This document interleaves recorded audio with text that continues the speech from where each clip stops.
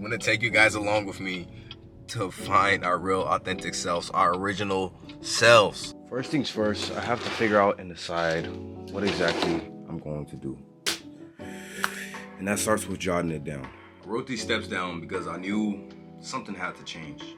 I spent too much time trying to be what others expected. Too much time filtering my words, second guessing myself, and playing roles that weren't really me. This is my journey to becoming my most authentic self. No more second guessing, no more pretending. And if you're watching this, maybe you're on this journey too. First step, understanding myself. I started asking real questions. What do I actually care about? What parts of my personality feel forced? What am I doing just to seek approval? It was uncomfortable at first. The more I peeled back the layers, the more I realized how much of an identity had been shaped by what I thought people wanted me to do. But I'm done living like that. In the second step, we're defining my core values. Next, I got clear on my values because without them, I was just drifting. I wrote down 5 things that actually mattered to me. Not what looks good on paper, not what impresses other people, but what I stand for. And I made a promise. If it doesn't align with these values, I'm not doing it, period. At that third step, I'm strengthening my character. This is where discipline comes in, because being authentic isn't just about knowing who you are. It's about having the discipline to act on it. So I started small, waking up early, holding myself accountable, setting boundaries and sticking to them.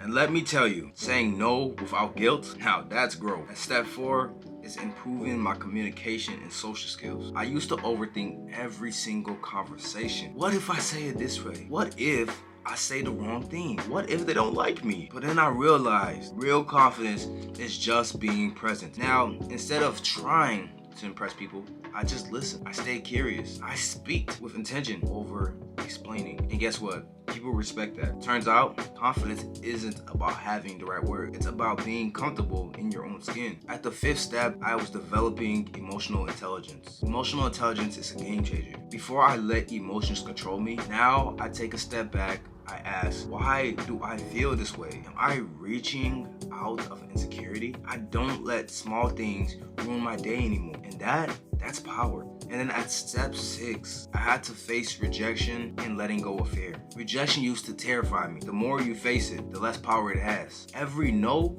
just means I'm getting closer to the right yes. So now I risk more. I put myself out there and I stop waiting for permission to be me. At that 7th step, I started to build authentic relationships. Something wild happened. When I started being real, I attracted real people. I stopped wasting time on people who don't value me.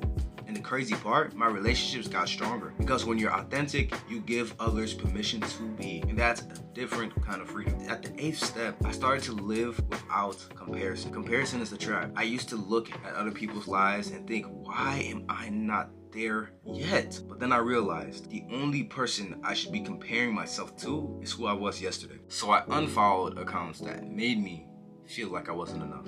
I stopped measuring my success by likes and followers. Suddenly, I felt free. This journey isn't about becoming someone new. It's about returning to who I was all along. So if you're on this journey too, keep going. Be real, be bold, be you. You know, when I started this journey, I figured that if I just worked on my habits, my communication, my confidence, how I perceived myself and how other people perceived me, that I'd feel like I was enough.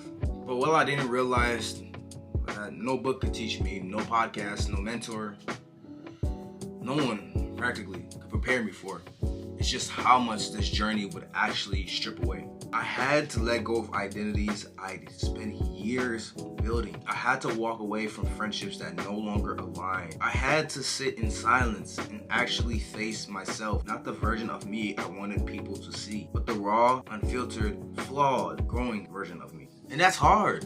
No one really tells you how lonely this process can actually be. But here's the thing, once you go through that, once you strip away the layers, the masks, the need for validation, what's left is something solid, unshakable. And that's you, not the version molded by expectation, or by past experiences, or by what you think people want. Just you, as you were meant to be. And when you finally show up in this life with that authentic, free version of you, your perception of the world shifts. You stop feeling like you're performing in every interaction. You stop needing people's approval approval to feel whole. You walk into a room and instead of thinking, what do they think of me? What do I say? You start thinking, how do I feel in this space? You start choosing friendships based on energy, not convenience. You start making decisions that align with you, not the version of you that's afraid of disappointing others. And you know what? You know what happens next? You start attracting the right people, the right opportunities, and the kind of peace, the right kind of peace. It's like life rewards you for being real. But I won't lie to you.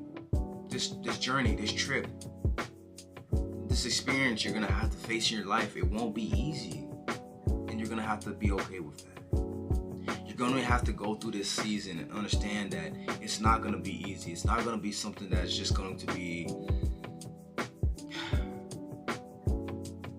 a get right quick scheme. You're not gonna get right quickly with yourself. It's gonna take time. It's gonna take a lot of shadow work. It's gonna take a lot of hours that you spend in the basement just grinding and working on yourself. Because being authentic means risking rejection. It means saying things people might not want to hear. It means standing in your truth even when it shakes. But let me ask you this. Would you rather live your life, your whole life, pretending, keeping people around who don't even know the real you just to avoid discomfort? Or would you rather be free? Look, I'm not saying I have it figured out. I'm far from it. I still have moments where I catch myself thinking of single thing I should say. I still have moments where I shrink to make other people feel comfortable. But the difference now, I see it and I correct it. And that's what I want for you. Not perfection, not some flawless, idealized version of yourself.